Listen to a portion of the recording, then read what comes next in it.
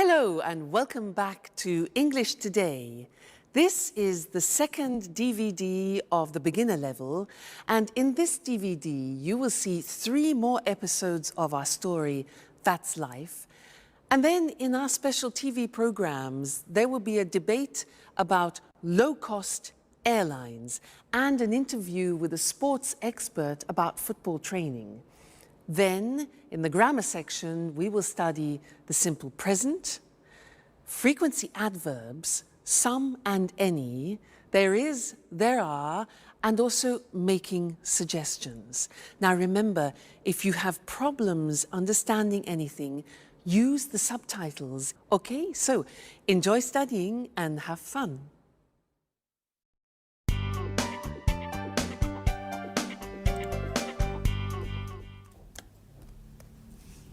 Hello, Anne. Oh, it's you, Peter. Look, this is it. Look at what? My office. Here, near my bed. Oh, I see. By the way, where are the office supplies? The computer supplies are in that cupboard over there. The folders, pencils, pens, etc. are here in this cupboard. And I also have 2 chairs. Oh, good. Are these for everyone? No, they are not. Don't touch anything, please. Okay, so you say you have all of the office supplies. No, not really. There isn't a fax machine. There aren't all the programs I need on my computer. And I guess you have an answering machine. Is it useful? I don't need an answering machine. I answer the telephone myself. Okay, you're right.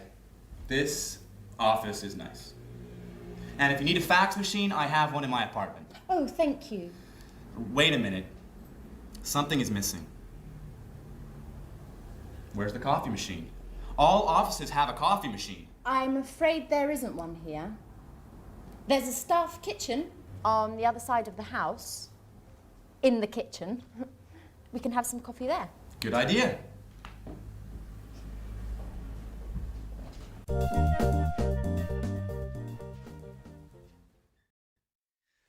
Hello and welcome back to English Today. How are you? Now, in that last episode of That's Life, did you notice that Anne described her office? And the most important thing for Peter was what? The coffee machine. Strange. Now, I want to look at the language that Anne used. She used there is a and there are some.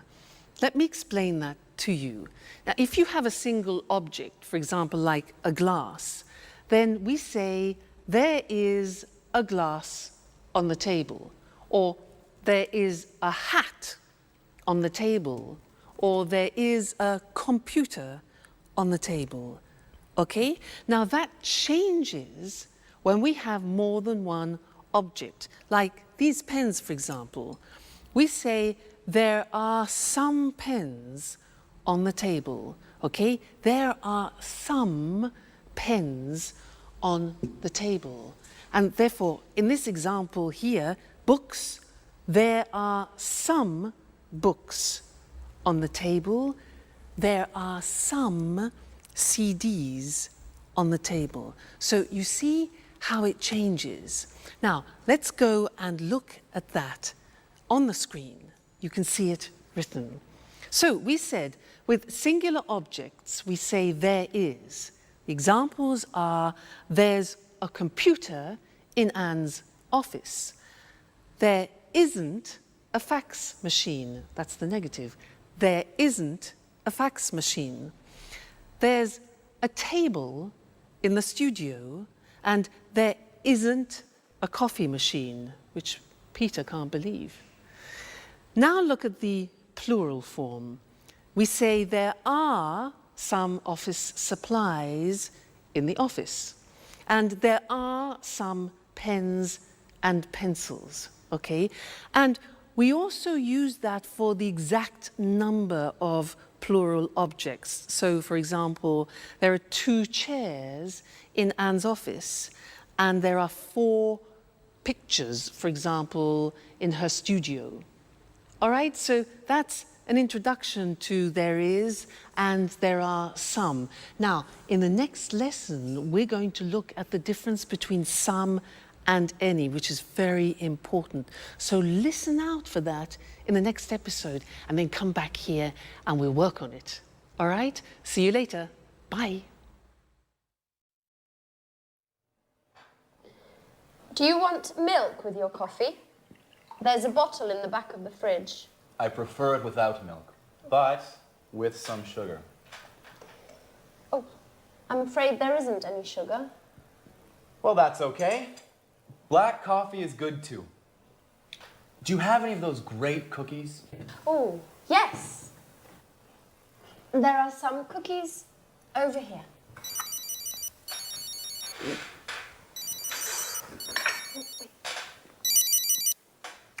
Peter speaking. What? An audition? No, not at all. I'm free. Great. Bye. Well, finally, an audition. Wonderful. When? Next Monday at the Opera Theater. These cookies are fantastic. Are there any more? There are some more in the box. Thank you. Bye, Anne.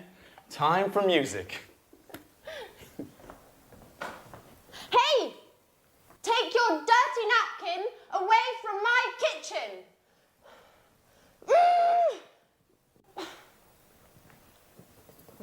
It's nice to have you as my new office neighbour.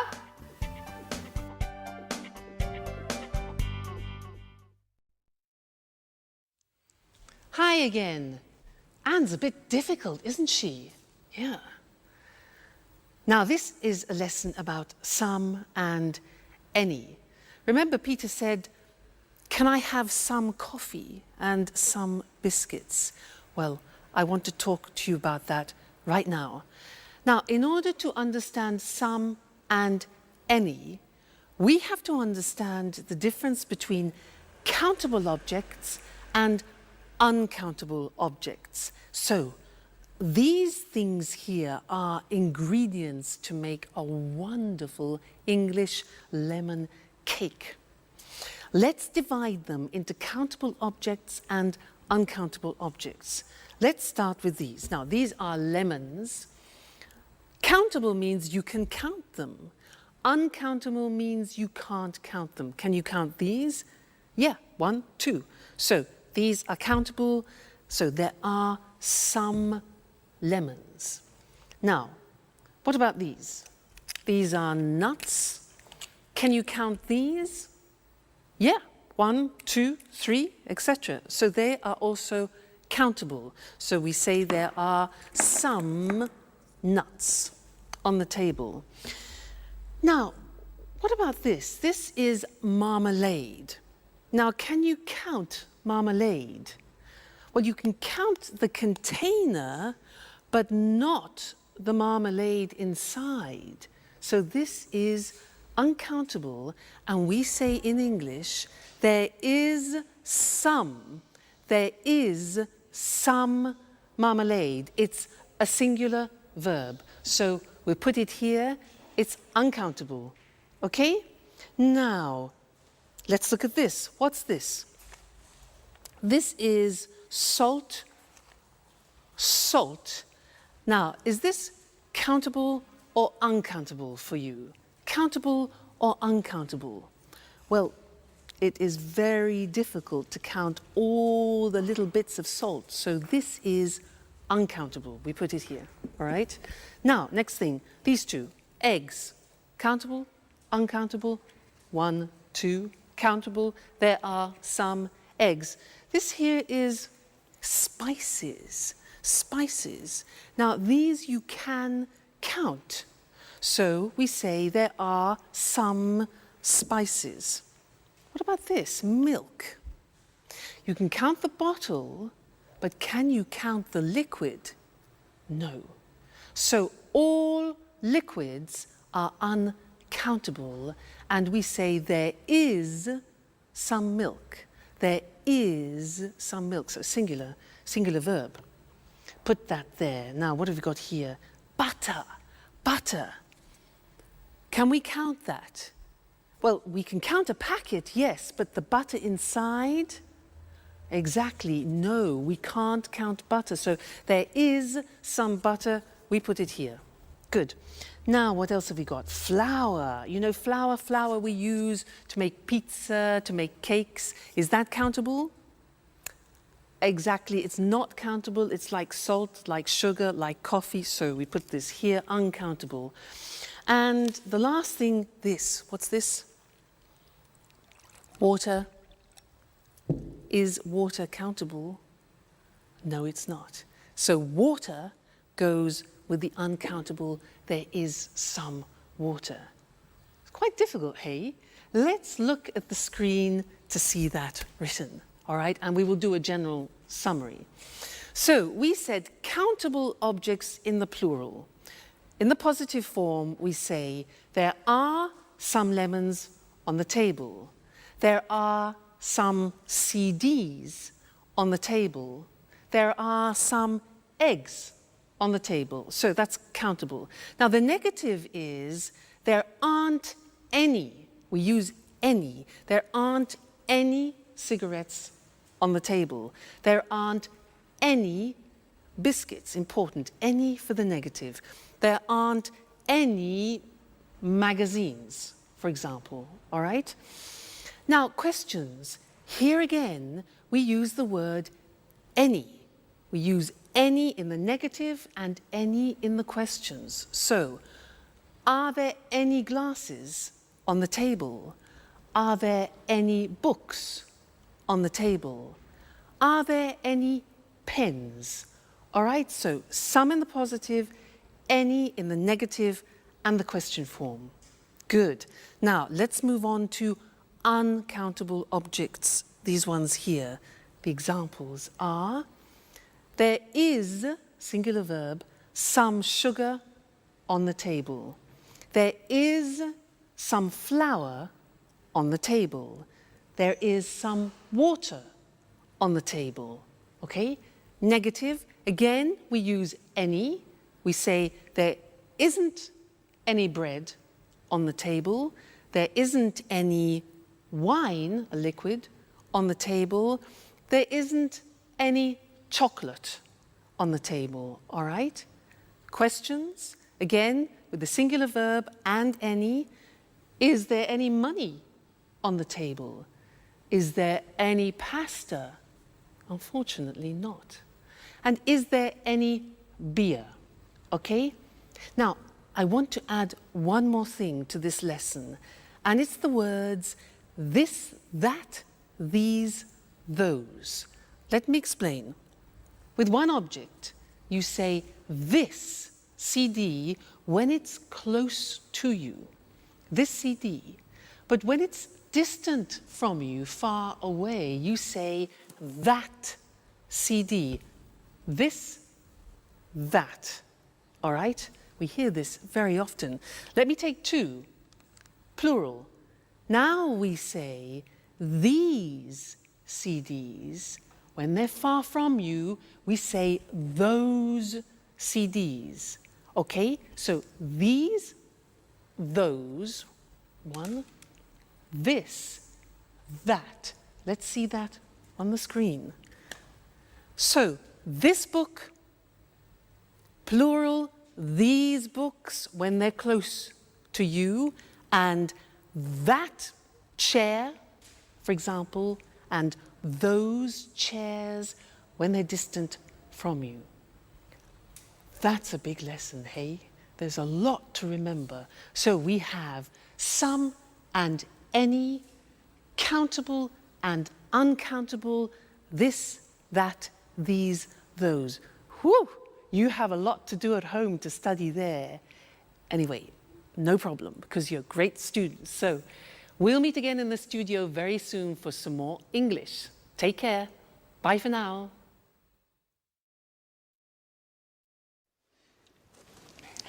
Yes, I always go shopping on Saturdays. The first thing I do on Saturday is drive to the supermarket. I sometimes go shopping on Saturdays, but usually I sleep late. I'm always so tired on Saturdays. I'm never tired on the weekend. The weekend is a time for fun. I paint, go jogging, go out with some friends. Unfortunately, I sometimes have to study. Oh, I sometimes do a little work at the weekend. When I'm free, I like going swimming, going to exhibitions, or to concerts, if I have enough money. Oh, and every Sunday, I clean up the entire flat. And in the evening, I watch TV. Oh, I never watch TV. It's boring. Peter and I like going to the cinema at the weekend.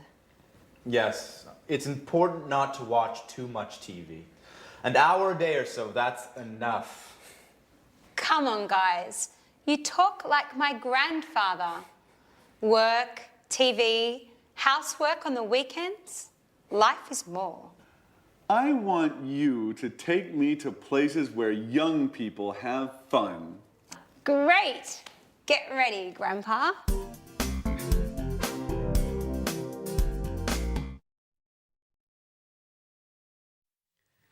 Hello and welcome back again to English Today, your live English language program.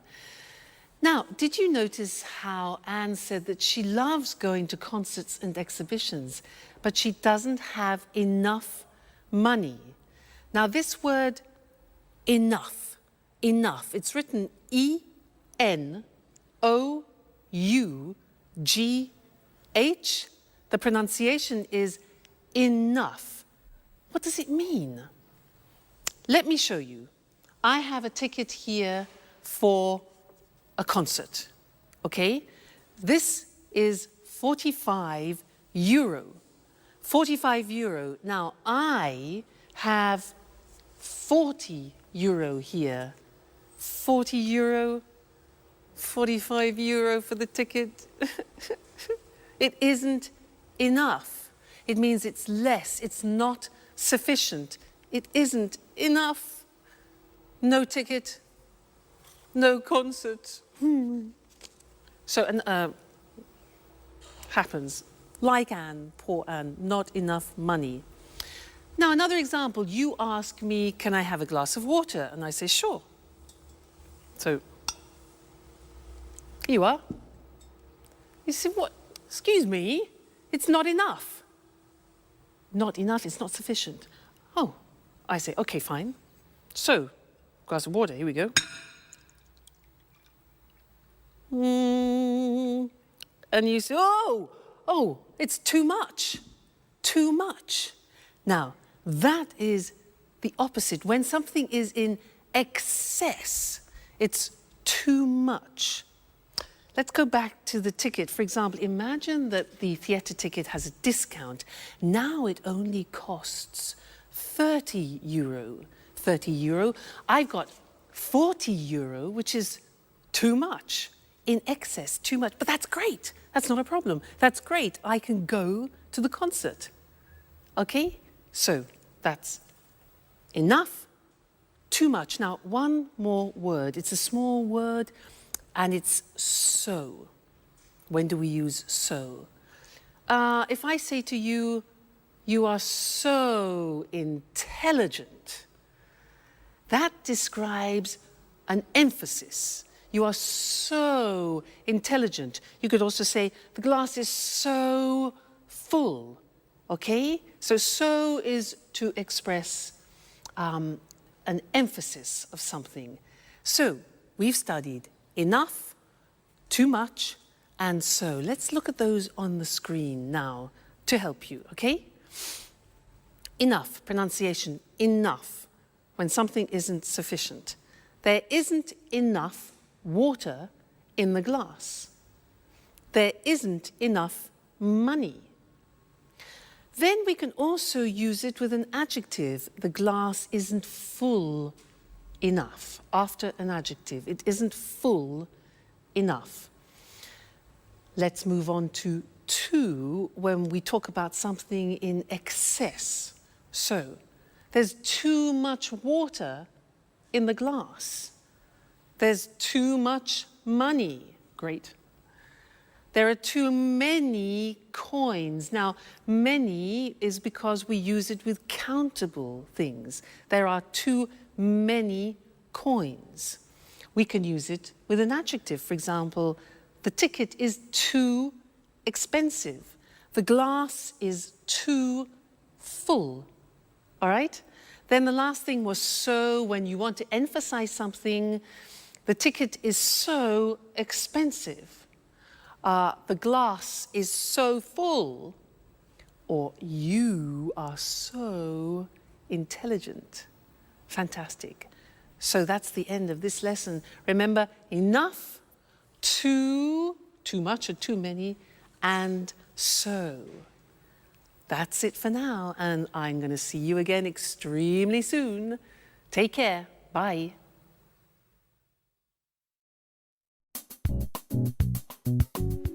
Work is so hard, guys. I wake up at 6:30 every day, have breakfast, and take the train to work. Every day. I know. I get up at 7, but I have a friend at work who usually gets up at 6. Why? That's too early. It takes him an hour to drive to work. Wow, that's a long drive. Yes. But he lives in the country. I think he's lucky. Every weekend he can go for walks in the woods, not in traffic jams. I guess that's pretty nice. He lives in the countryside, but works in the city. A pretty nice combination. What about you, Sharon? What time do you wake up? I usually get up at about 9 o'clock, but I live in the city. It's easy to get to work. Yes, but you get home very late. Often 6:30 or 7. You know, I sometimes have 5 or 6 groups of tourists a day. You work too much, my dear. And you sing too much, Peter.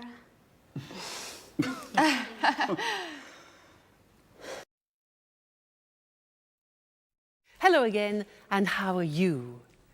Now, from that last conversation, we learned that Sharon works too much and Peter sings too much. How about you? Do you work too much? What time do you get up in the morning? 6:45? 7 o'clock? 7:15? 7:30? Well, I'm going to describe my typical day, and I'm going to use the simple present to do that. All right?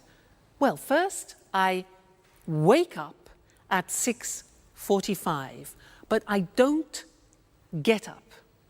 I listen to the radio and I listen to the news. Then after, I slowly get up. That's difficult. And I take a shower. I take a shower. I get dressed. And then I go for a walk with Suki. Then we have breakfast together. She has dog biscuits, and I have toast, marmalade, and butter. Then I go to work on my scooter. Now, my boyfriend has a different day because he goes to work at 8 o'clock at night. Remember, he's a jazz musician. Now, did you notice I said he goes to work? That's because with the third person we add an S, goes. He goes to work at 8 o'clock and he comes home at 3 o'clock in the morning because he plays jazz concerts. Then he goes to bed and he gets up at lunchtime at 1 o'clock. So we meet at dinner, which is we don't have much time together. But that's life. Now that was the simple present tense, and now we're going to see that on the screen. Very, very important, this grammatical form. So, I work, you work, he, she, it works, she works, it works, we work, you work, they work. Now, very often you forget to put the S on the third person, so I have another teaching assistant who will help you to remember, Mr. Snakes. He is here to help you remember to put the S on the third person. So listen, I work at home, you work every day, he works at night, she works in an office, it works all week, we work together, you work full-time, they work at weekends. So remember, it's not difficult, the simple present in English.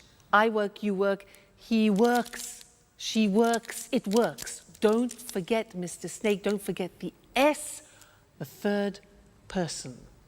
All right? Good. Now, listen to the next episode and try and pick out words like often, sometimes, occasionally, because we're going to study those next. All right? Go and have some fun. Bye. Alice, I bet you don't wake up at 6 o'clock every day. Tell us something about your typical day at university. Well, I sometimes have classes in the morning, but I usually have classes in the afternoon. On Mondays, I always attend lectures in the morning. And where do you study? I usually study in the library, but I sometimes study at home too, when I don't have classes in the morning. My friend David also studies at your university. Do you remember him? David Leary? Yes, I occasionally see him in the library and sometimes in the park. In the park? Doing what? He likes studying there. He takes his books, finds a nice park bench and reads there. Not a bad idea. You can study and enjoy nature at the same time. Yes, I like the park too. Unfortunately, I often need books that are in the library. And what about lunch? Do you usually make sandwiches and take them with you? Oh no, I hate cooking. I usually have lunch in the cafeteria with friends. Oh, I do just the opposite. I usually cook lunch at home. I seldom have a quick lunch at coffee shops. Okay, guys, stop with this boring talk. What about fun?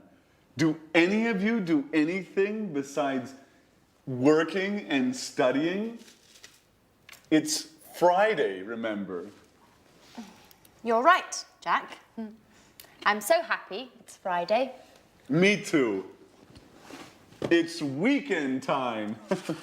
Time for shopping.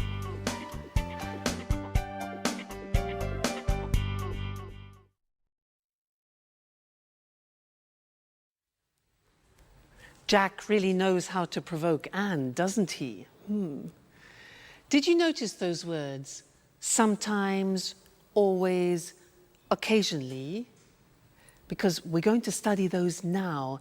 And in English, they're called the frequency adverbs. And we usually use them with the simple present tense. And they describe how many times you do actions, frequency adverbs. Now, to help me introduce them, I have another teaching assistant. This is, ta-da, Mr. Dinosaur. Mr. Dinosaur is here to help you with the frequency adverbs. Dinosaur, D-I-N-O-S-A-U-R. Now, let's see at the screen how Mr. Dinosaur is going to help you. Well, look at the screen. Now, we're talking about adverbs of frequency, things which describe how often you do something, like habitual actions. Dinosaur. Look at the screen. We have D-I-N-O-S-A-U-R. Now, these letters represent a frequency adverb. Let's see if you can find them. What do you think O is? When you do something a lot. Yeah, often. O is often. What about N? When you do, N is never. Good. N is never.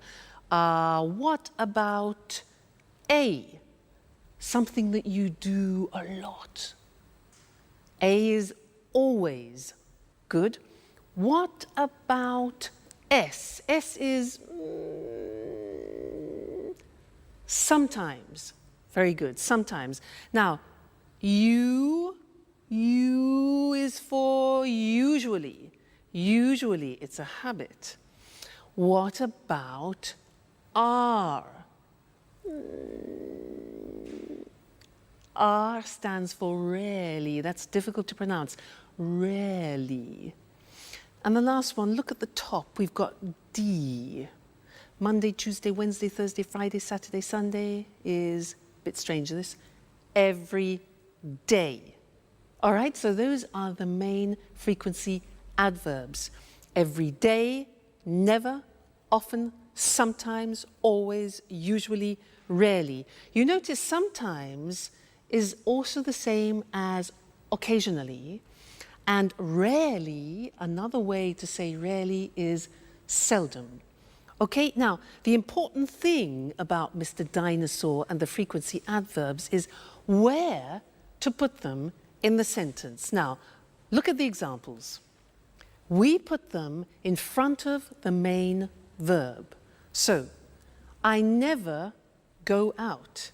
You always arrive late. He usually gets up at 7. She rarely plays tennis. It often rains in England. We sometimes watch TV. You occasionally drink wine. And the last one is different.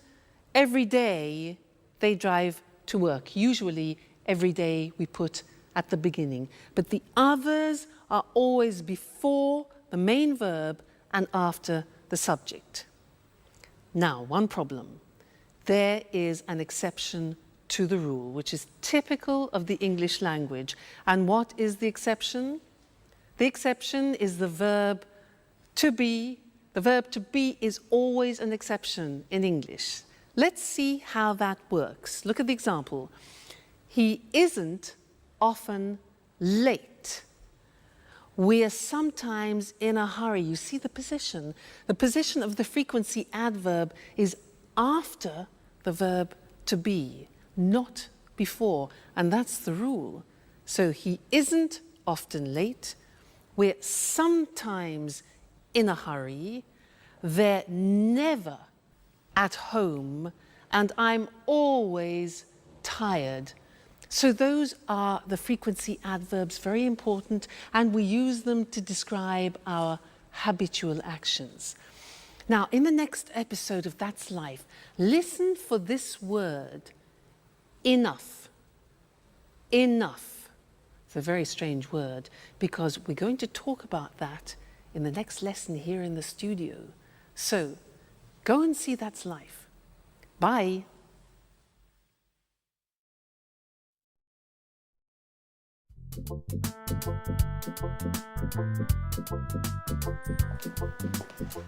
May I ask you a question, Alice? Sure, ask any question you like. I'm an open book.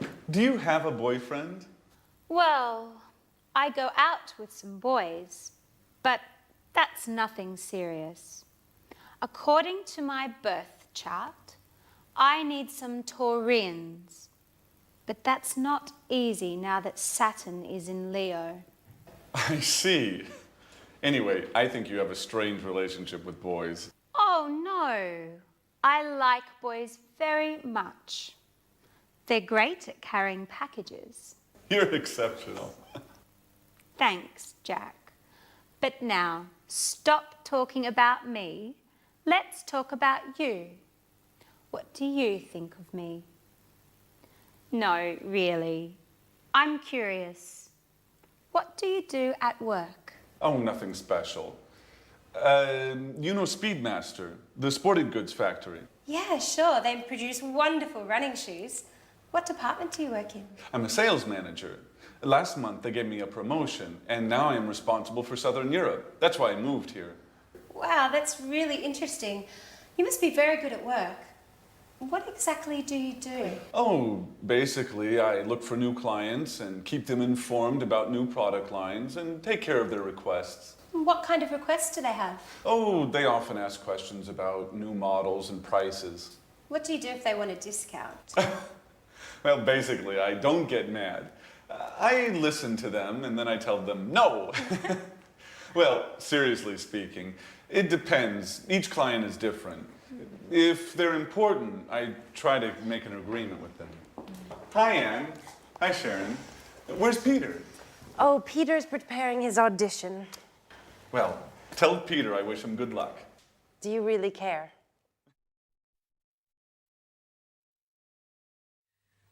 Hello and welcome back to English Today for some more live English. Now, Jack, does he really care for Sharon? I think he does. Let's ask Mr. Monkey. Mr. Monkey, does Jack really care for Sharon? Mr. Monkey. Yes, he agrees, he cares. Now, in that episode, there were a lot of questions, and I want to practice that with you now. And to do that, we are going to have a quiz. I am going to change profession. I am no longer an English teacher. I have a different job. I will ask 10 questions. I will give the answers, and you must guess my new job. Now, if you guess it correctly, I will play a flight for you to go to London for a romantic weekend. How about that?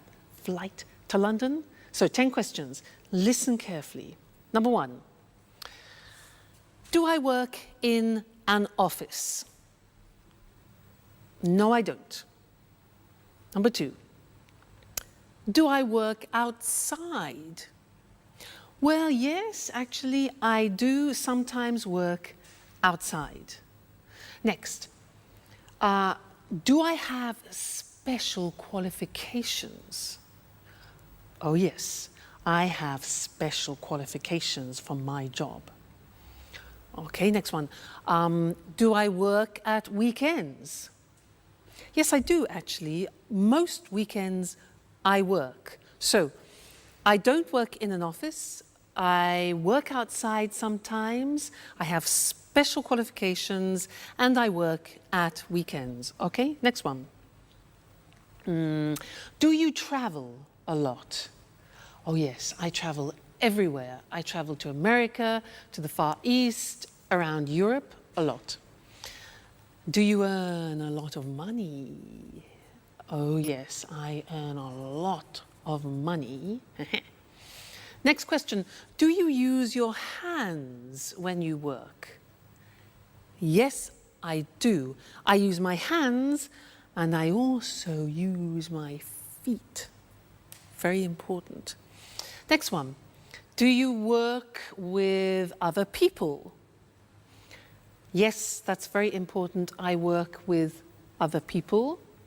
All right, next one. Do you use music in your job? Music? Yes, now music is very important for me, music. And the last question, do you wear special clothes? Well, yes. For my job, I have special clothes, I have special shoes, particular shoes, and I do my hair in a special way. So, I use my hands and my feet. I work with other people, I use music, I earn a lot of money, I wear special clothes, and I travel a lot. So what's my job? No. Nope. Nope. It's difficult. Shall I tell you? I'm a prima ballerina. I won, you lost. No London, no flight to London. Next time, there'll be another quiz. All right, good. So let's look at the grammar that we've just used for asking questions, okay? Now, we have the question form with the question word like when, the auxiliary, do, I, the subject, and then arrive, which is the verb. So, when do I arrive? Okay, that's a typical question in the simple present. Look at the next one. What do you do at work? What do you do? Next one now, this is important, and we need Mr. Snake because it's who does he work with? Remember, does, third person, the S, do becomes does. So who does he work with? Next one, why does she study? Third person. How much does it cost? Again, third person, it. When do we leave? Where do we live? And how do they speak English? Okay, so remember, third person does is the auxiliary plus the infinitive. All right, so those are the English question forms. Now, in the next episode, listen out for the negative form, and then we'll study that together. Okay, so have fun studying, and I'll see you again very soon. Bye.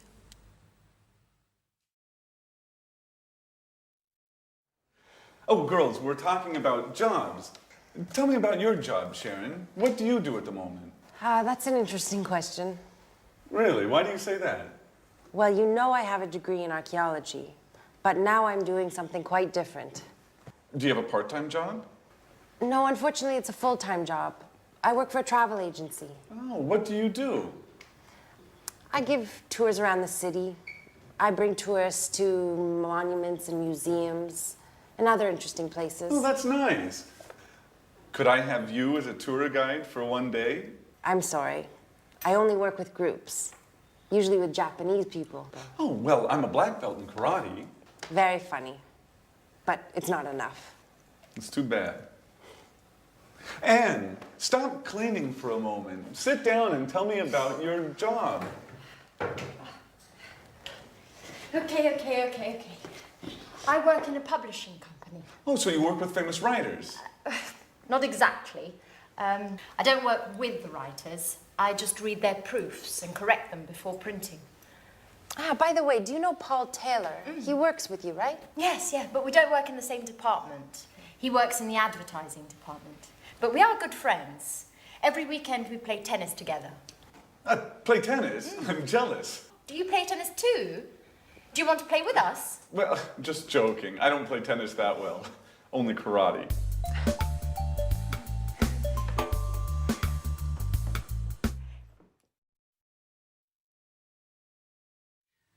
Jack, I don't play tennis very well. I only do karate. He doesn't play tennis very well. It's easy.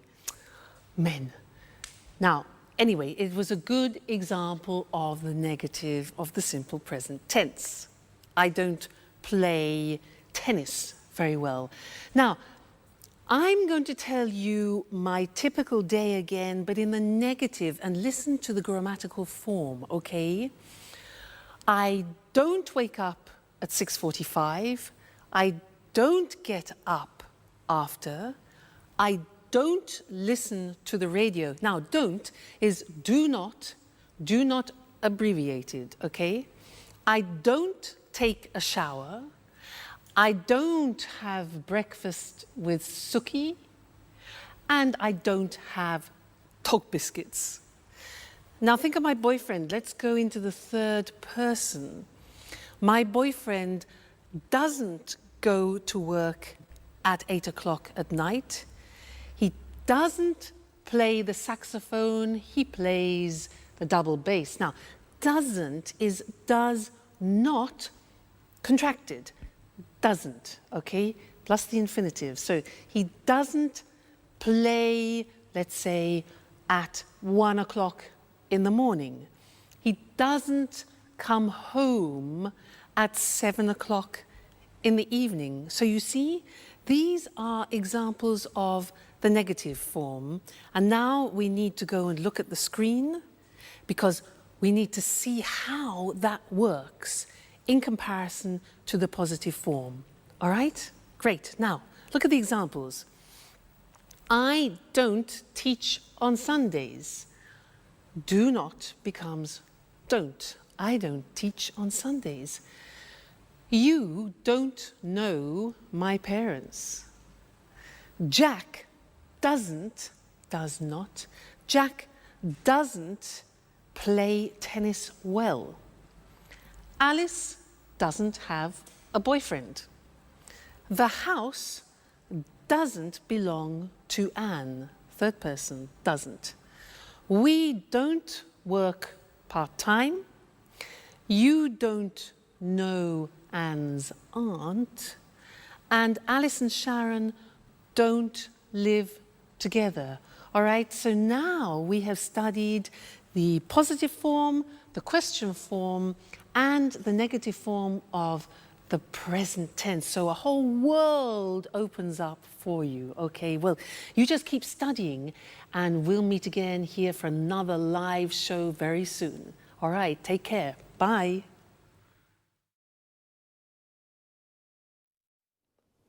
Good evening from Eric Brown. Welcome to another edition of Let's Talk. With me here in the studio are Marie and Tom. Hello, Marie. Hello, Tom. Hello, Eric. Well, today, let's talk. Let's talk about what, Marie? Low-cost airlines. Very interesting. You're right, Eric. You know, there are 90 low-cost airlines in Europe today. Really? So many? Yes, that's right. 90. Lots of people fly with low-cost airlines. Of course. It's very cheap to fly with these airlines. It's not always cheap, Marie. It's cheap to fly midweek on Tuesday, Wednesday or Thursday, but it's not cheap to fly at weekends on Saturday or Sunday. But are the planes safe? Yes, the planes are usually new, so they are safe. That's good. It's important to fly in safe planes. And what about the tickets? Is it easy to find them? Yes, it's very easy. I usually buy my tickets online with my credit card. Well, I travel a lot. Really? You're a real expert on low-cost airlines, Marie, aren't you? Yes, I am. My boyfriend lives in Berlin. Oh, and how often do you visit him? I go to see him twice a month. Oh, I see. And are the flights on time? Yes, they're usually on time. I leave work at 5:30 in the afternoon and arrive at the airport at 6. Perfect for the check-in. That's very convenient. You're lucky, Marie. Usually, low-cost flights leave from airports a long way from the city. What time's your flight? At 7 o'clock. You're really lucky, Marie. Usually, low-cost flights leave late at night or early in the morning when it's not convenient. Yes, that's true. And yes, I am very lucky. Is there any food on the plane? Yes. Passengers buy drinks and snacks. Remember, the drinks and snacks aren't free. You have to pay even for a glass of water. That's true, but it doesn't matter. I arrive in Berlin at 8:30, just in time for a pizza with my boyfriend at Bella Napoli. A very good pizzeria, the best one in Berlin. Oh, that's great. But for us, it's time to say goodbye. Okay, low-cost airlines. Today, there are many low-cost airlines throughout Europe. They are very easy to use, and they are cheap. And the planes are safe, and they are usually on time. Very interesting, very, very interesting. Thank you, Marie. Thank you. And thank you, Tom. Thank you. And goodbye. And see you again soon on another edition of Let's Talk.